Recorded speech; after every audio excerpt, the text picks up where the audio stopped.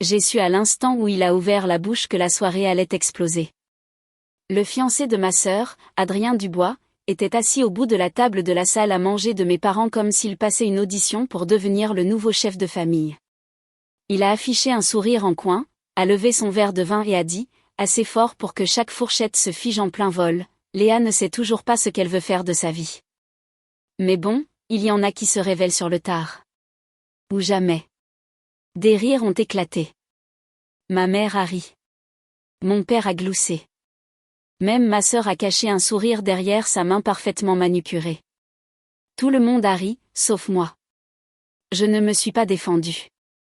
Je n'ai pas levé les yeux au ciel. Je n'ai même pas scié. Au lieu de ça, j'ai lentement, délibérément, sorti mon téléphone de mon sac et je l'ai posé sur la table, écran vers le bas. Le sourire d'Adrien s'est effacé. Il croyait me connaître. Il pensait que j'étais la fille discrète. Il n'avait aucune idée de ce que j'avais apporté avec moi ce soir. S'il y a une chose à comprendre à propos de ma famille, c'est celle-ci: chez nous, on ne pratique pas l'honnêteté, seulement la représentation. Ma mère, Martine Lefebvre, a bâti toute sa personnalité sur le maintien d'une image parfaite. Maison parfaite, table parfaitement dressée, enfant parfait, même quand la vérité pourrissait sous le parquet. Mon père, Charles, ne parle pas beaucoup. Il se contente d'hocher la tête en direction de celui qui semble le plus sûr de lui. Et ma sœur, Camille, l'enfant prodige, la perfection incarnée sur les réseaux sociaux, la fille dont toutes les mères rêvent. Durant notre enfance, si Camille éternuait, maman trouvait ça délicat. Si j'éternuais, maman me demandait si je le faisais pour attirer l'attention. Alors, quand Camille a divorcé l'année dernière, ma mère a sombré dans une spirale jusqu'à l'apparition d'Adrien. Grand, élégant, l'air riche. Il parlait de finances comme s'il avait inventé la défense. Et mes parents l'ont adoré instantanément parce qu'il correspondait à l'image. Moi, j'ai toujours gâché l'image. C'est pourquoi, quand ma mère a envoyé le texto « Dîner dimanche 20h », soit là, j'ai su que j'étais convoquée, pas invitée. Un accessoire, pas une participante. Mais cette fois, je ne venais pas les mains vides. Dès que j'ai franchi la porte d'entrée, je l'ai senti, ce changement dans l'air. Pas chaleureux, pas accueillant, plutôt comme si j'entrais sur une scène dont je n'avais pas répété le script. Maman m'a accueilli avec un sourire crispé. « Léa, ma chérie, tu es en retard. » J'ai jeté un œil à l'horloge. 19h58, 2 minutes en avance. Mais avec ma mère, le temps ne se mesure pas en minutes. Il se mesure en obéissance. Je suis parfaitement à l'heure, ai-je répondu. Elle n'a pas répliqué. Elle a juste tourné les talons et a flotté vers la salle à manger comme une reine déçue. La table était dressée comme pour un dîner de répétition de mariage. Bougies blanches, assiette à liseré doré, vin déjà servi.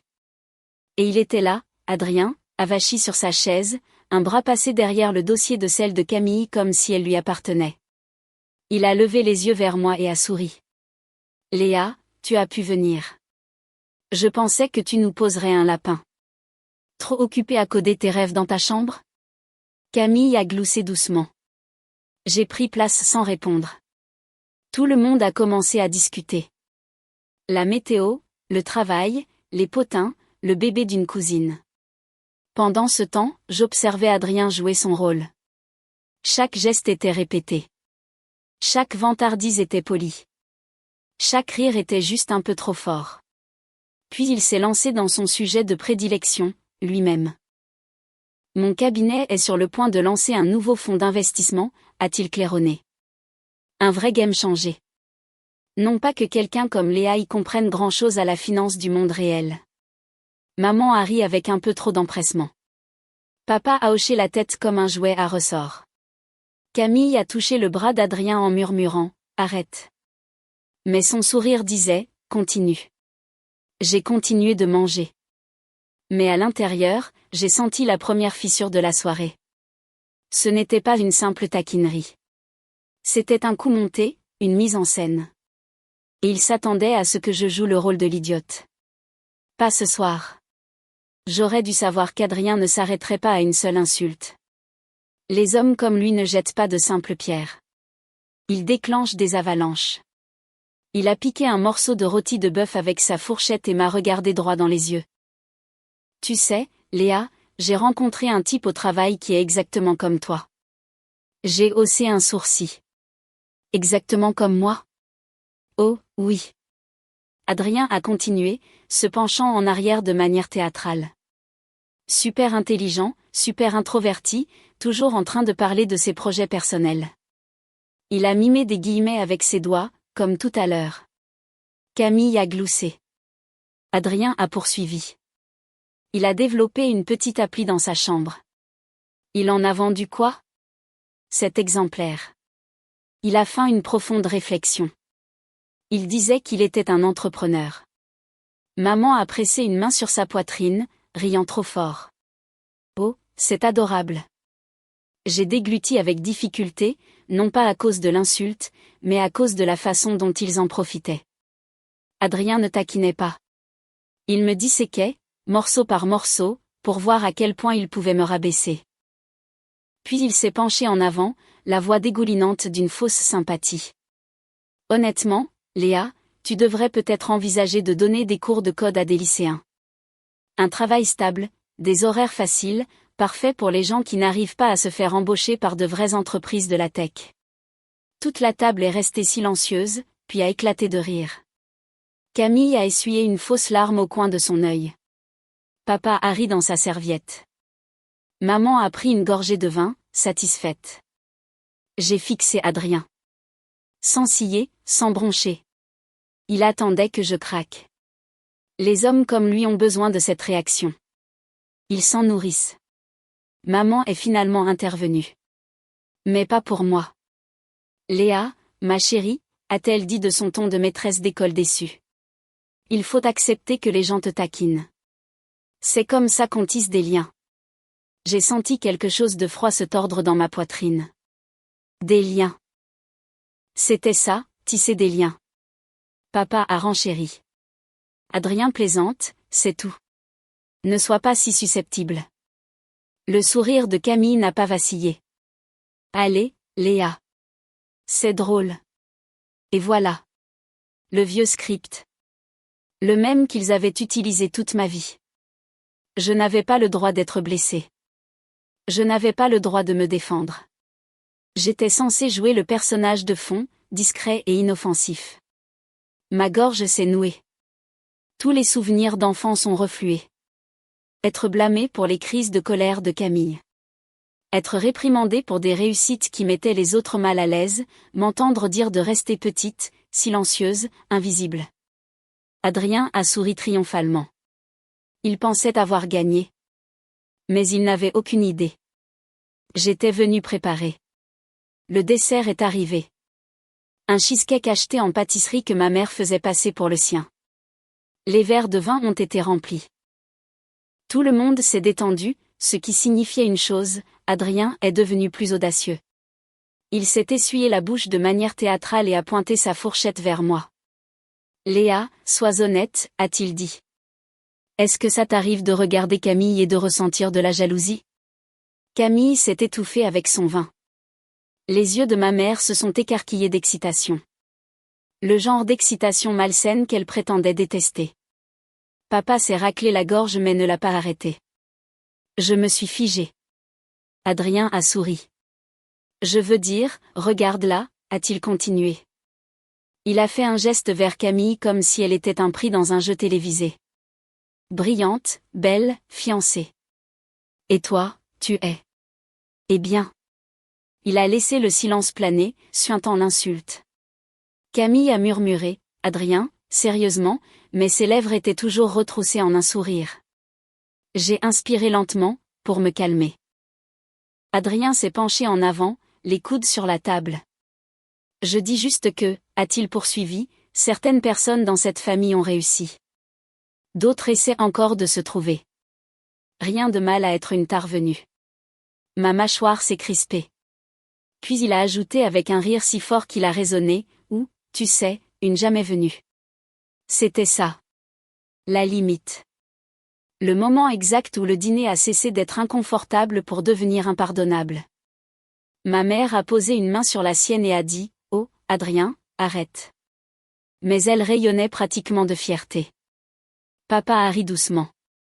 Camille s'est cachée derrière sa serviette, et tous me regardaient avec la même expression « Ne réagis pas. Ne fais pas de scène. Ne brise pas l'illusion ». J'ai posé ma fourchette délicatement, la laissant reposer avec un doux clic métallique. « Adrien », ai-je dit calmement. Il a souri, pensant avoir gagné. « Oui, Léa. » J'ai incliné la tête. « Tu es sûre de vouloir continuer ?»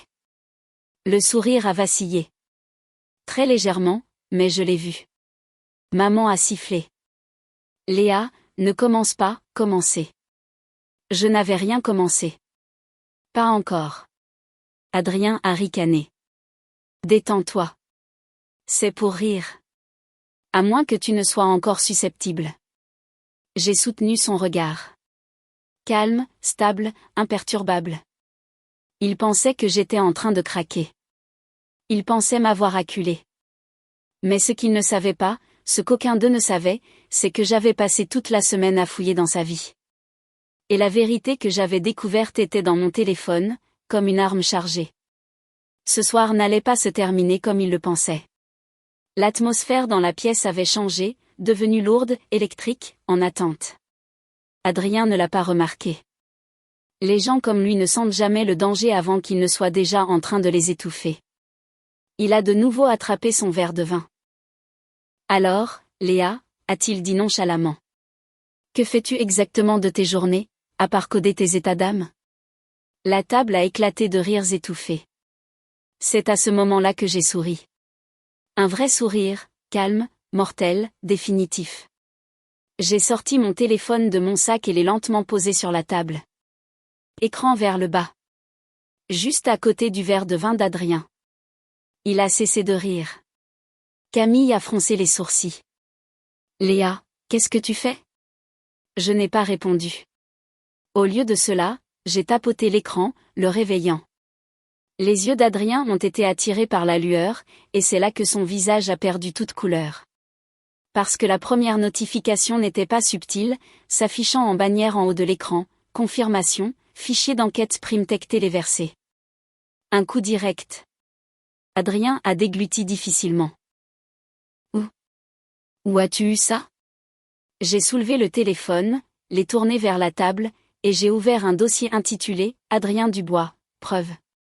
Ma mère a eu un hoquet comme si j'avais sorti une arme. « Léa, qu'est-ce que c'est que ça ?» J'ai gardé une voix stable. Une chronologie de la dernière année d'Adrien, y compris l'argent qu'il a emprunté sous la table, la plateforme de crypto-monnaie ratée qu'il a présentée comme une opportunité de profit garanti, et la société écran qu'il a ouverte au Luxembourg. Papa a cligné des yeux. Au Luxembourg ? Pourquoi au Luxembourg ? Camille a murmuré, « Adrien, est-ce qu'elle ment ?» Adrien s'est levé d'un bond de sa chaise. C'est ridicule. Je n'ai pas bronché. Assieds-toi, ai-je dit. Et à la surprise générale, il l'a fait. C'était peut-être mon ton. Ou peut-être le fait qu'il réalisait soudain que je n'étais pas la fille sur qui il pensait pouvoir marcher. J'ai glissé vers la première image. Une capture d'écran d'Adrien lors d'un appel Zoom, promettant aux investisseurs un rendement mensuel de 25%, illégal à tous les niveaux. Sa propre voix a résonné depuis les haut-parleurs. Garantie, absolument sans risque. Maman a couvert sa bouche. Oh mon Dieu! Camille a frappé la table de sa main. Adrien, qu'est-ce que c'est que ça? Il a bégayé. C'est sorti de son contexte. J'ai cliqué sur le fichier suivant. Virement bancaire, date, montant, tous menant à la même société écran. Une piste parfaite. Le contexte, ai-je dit doucement. Comme les 18 000 € que tu as pris à ton collègue, en lui promettant de les doubler? Ou les 12 500 € de ton ami de la salle de sport? Le visage de Camille s'est décomposé. Tu m'avais dit que tu avais besoin de cet argent pour un voyage d'affaires, a-t-elle crié. La respiration d'Adrien est devenue rapide. Écoutez, je peux tout expliquer. Non, ai-je coupé. Tu ne peux pas, pour la première fois de la soirée, un vrai silence a rempli la pièce. Maman a chuchoté. Léa, pourquoi ne nous as-tu rien dit? Je l'ai regardé. Parce que, enfin, il voulait des réponses de ma part. Parce que vous ne m'auriez pas écouté, ai-je dit, comme d'habitude. Papa a détourné le regard, honteux. Camille pleurait en silence. Adrien a frappé la table de son poing, brisant l'immobilité. Tu n'avais aucun droit de fouiller dans ma vie. Je me suis levée lentement. Tu n'avais aucun droit d'entrer dans ma famille en prétendant être quelqu'un que tu n'es pas, il a montré les dents. Tu crois que tu m'as ruinée? Tu te prends pour une héroïne? Je me suis penchée vers lui. Non, Adrien. Je pense que tu t'es ruiné tout seul. Camille a murmuré mon nom, la voix tremblante. Léa. Merci. Et ça a été le moment où toute la pièce a basculé. Le moment où l'équilibre du pouvoir s'est brisé net. Maman s'est assise, abasourdie. Papa a mis une main sur ses yeux. Camille a regardé Adrien comme si elle ne le reconnaissait plus. Et Adrien, il s'est juste affaissé sur sa chaise, vaincu, noyé dans la vérité. La représentation était terminée. Et je n'étais plus la fille discrète. Le silence qui a suivi la révélation n'était pas paisible. Il était déchiqueté, brut, du genre qui fend l'air. Ma mère s'est levée la première. Pas pour réconforter Camille, pas pour questionner Adrien, pas pour me demander si j'allais bien. Non. Elle a pointé un doigt tremblant vers moi. Léa, comment oses-tu amener une chose pareille dans ma maison? Ma maison. Pas notre maison. J'ai senti la piqûre familière. Mais cette fois, ça ne m'a pas fait me recroqueviller. Maman, ai-je dit, es-tu sérieusement en colère contre moi et non contre l'homme qui mène une arnaque sous ton toit? Elle a levé les mains au ciel. C'était censé être un bon dîner, un dîner de famille. Et toi? Tu dois toujours tout ramener à toi. Camille s'est retournée brusquement. Maman, de quoi tu parles? Adrien nous a menti à tous. Maman a sèchement répondu, Camille, n'élève pas la voix. Camille a craqué. Je viens de découvrir que l'homme que je suis censée épouser est un criminel, et tu t'inquiètes que Léa gâche le dîner? Adrien a plaqué ses mains sur la table. Je ne suis pas un criminel. Mais même lui ne semblait pas convaincu. Papa a enfin parlé, la voix basse et tremblante. Adrien, mon garçon, dis-nous que ce n'est pas vrai. Adrien a ouvert et fermé la bouche comme un poisson cherchant de l'air.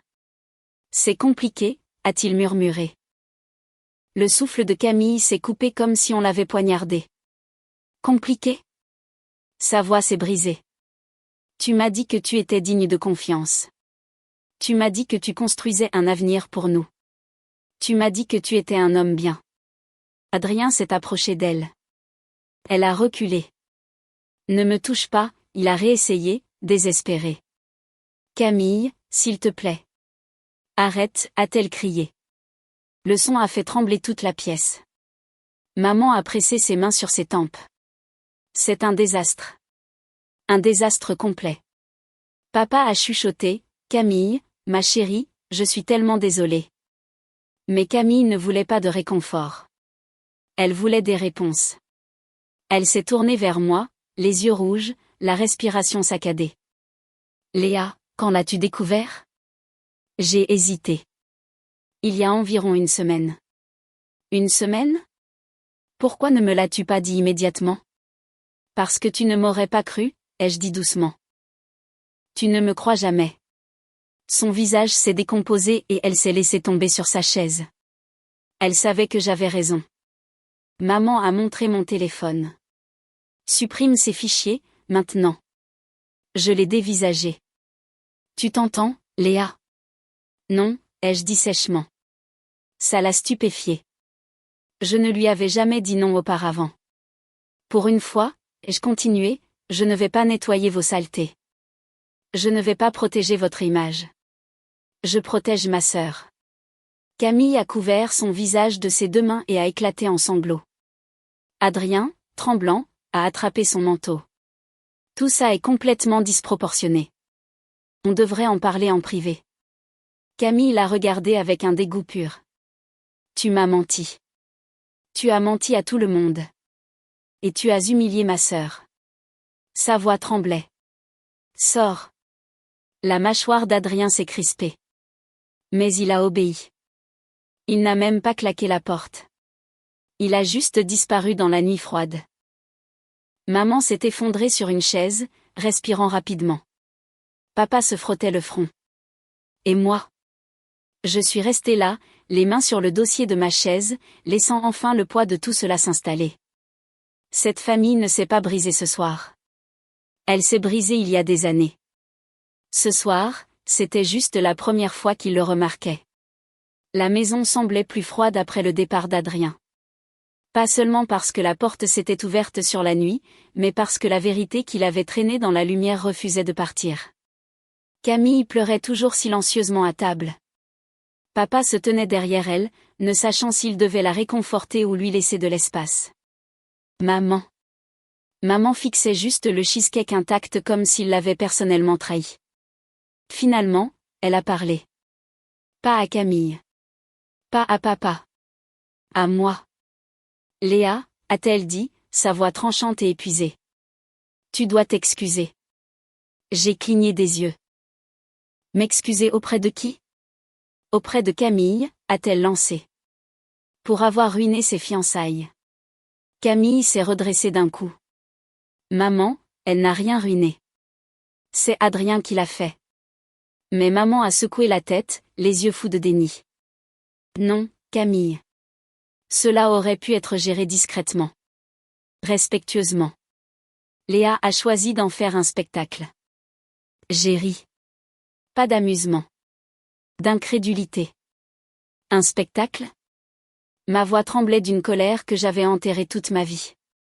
Tu veux dire comme la façon dont Adrien s'est moqué de moi pendant 1 heure pendant que tout le monde riait?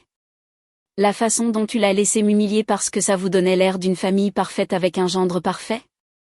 Maman s'est levée, les poings serrés le long du corps. Tu nous as mis dans l'embarras. Voilà.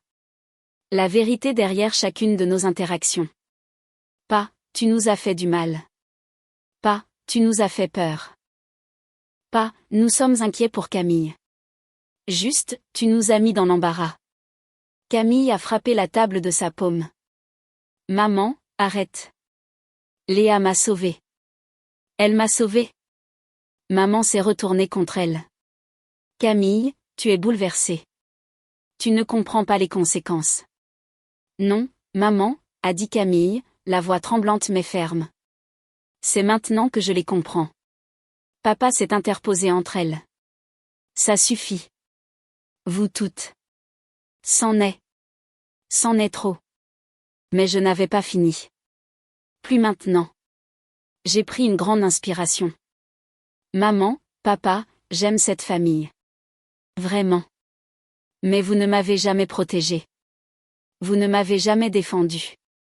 Vous n'avez même jamais essayé de me voir au-delà du rôle que vous vouliez que je joue. Papa a baissé les yeux. Le visage de maman s'est durci. Tu fais du cinéma. J'ai ri de nouveau, plus sèchement cette fois. Du cinéma. Susceptible. Excessive. C'est le seul vocabulaire que vous avez pour moi, n'est-ce pas? Camille a murmuré, Léa, s'il te plaît, ne pars pas, je me suis tournée vers elle. Camille, je ne t'abandonne pas. Jamais. Mais j'abandonne ça. La voix de maman s'est brisée. Abandonner quoi? L'illusion, ai-je dit. La version de cette famille où personne n'a le droit d'être humain, à moins que ça ne rende bien en photo. Papa a marmonné, Léa, asseyons-nous et parlons. Non, ai-je dit. Ma voix était stable maintenant, plus calme que jamais. J'ai passé ma vie à me faire toute petite pour que tout le monde puisse se sentir grand. C'est fini. Camille s'est levée, les larmes coulant toujours. Léa, merci pour tout. J'ai serré sa main. Je l'ai fait parce que tu mérites mieux. Maman a fait un pas vers moi. Léa, ne franchis pas cette porte. Mais sa voix n'était plus autoritaire. Elle était effrayée. Pour la toute première fois, elle réalisait que je n'étais pas piégée ici. J'avais choisi de rester. Ce soir, j'ai choisi de ne pas le faire. J'ai pris mon manteau, j'ai ouvert la porte. L'air froid s'est engouffré. Avant de sortir, j'ai dit doucement, je ne suis plus la fille discrète. Et puis je suis partie. Sans claquer la porte, sans courir, sans pleurer. Simplement en marchant dans une nuit qui, enfin, me semblait m'appartenir. Dans les jours qui ont suivi, tout est devenu étrangement silencieux. Pas de message de maman, pas d'appel de papa, pas même un des longs messages vocaux de minuit de Camille. Juste le silence. Le genre de silence qui vous fait vous demander si le monde entier retient son souffle. Je m'attendais au chaos. Je m'attendais à des accusations. Je m'attendais à ce que quelqu'un, n'importe qui, exige une explication ou me blâme à nouveau. Mais au lieu de cela, les retombées sont venues d'une autre direction. 3 jours après le dîner, mon téléphone a vibré avec une notification, une action collective déposée contre Primtech. Puis une autre, l'AMF ouvre une enquête sur un potentiel schéma de fraude. J'ai expiré lentement. Adrien n'avait finalement plus nulle part où se cacher. 2 jours plus tard, Camille s'est présentée à mon appartement sans prévenir. Pas de maquillage, les yeux gonflés, les mains tremblantes. Elle n'a rien dit. Elle est juste entrée et m'a serré dans ses bras comme si elle essayait de ne pas tomber en morceaux. J'ai tout arrêté, a-t-elle chuchoté dans mon épaule. Les fiançailles, tout ça. Je l'ai serré plus fort. Je suis désolée, ai-je dit. Non, a-t-elle murmuré. C'est moi qui suis désolée. D'avoir ri de toi, de les avoir laissés te traiter comme ça. Tu ne méritais rien de tout ça. Ce n'était pas tout, mais c'était quelque chose. Quelque chose que j'avais attendu toute ma vie d'entendre. Plus tard cette semaine-là, une lettre de mes parents est arrivée dans ma boîte aux lettres. Une belle enveloppe couleur crème, liseré doré, une écriture cursive parfaite. À l'intérieur se trouvait une seule carte vierge. Pas d'excuses, pas d'explications, pas de reconnaissance de ce qui s'était passé. Juste une carte vide, vierge, le reflet parfait d'eux-mêmes. Je l'ai regardée pendant une bonne minute avant de la glisser dans la poubelle. Sans colère, sans drame, juste tranquillement, parce que j'avais enfin compris. Parfois, la conclusion que vous attendez ne viendra jamais d'eux. Parfois, la conclusion, c'est simplement de choisir de ne pas répéter la même histoire. 1 mois plus tard, je me suis retrouvée assise seule dans un petit café près du port. Le soleil inondait les fenêtres. Les vagues se brisaient doucement contre la jetée. Et pour la première fois depuis très longtemps, ma poitrine n'était pas lourde. Je n'avais pas gagné. Je n'avais rien prouvé. Je n'avais pas réparé ma famille. Mais j'avais fait quelque chose de plus important. Je m'étais choisie. Et j'ai réalisé autre chose. Quelque chose de simple. Silencieux, mais puissant. Mon silence ce soir-là n'était pas de la faiblesse. C'était de la préparation. Et quand j'ai finalement parlé, ce n'était pas par vengeance. C'était pour la vérité. J'ai pris une profonde inspiration, laissant l'air remplir mes poumons. Adrien était parti. Camille se remettait. Mes parents faisaient probablement encore semblant que tout allait bien. Et moi, j'avais enfin la paix.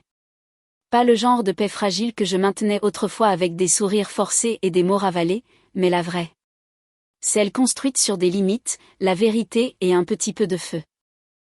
En regardant les vagues déferler, je me suis murmuré, être discrète ne veut pas dire être insignifiante. Être discrète ne veut pas dire avoir peur. Et parfois, le silence est la plus éclatante des victoires. Et pour la première fois depuis des années, cela semblait vrai.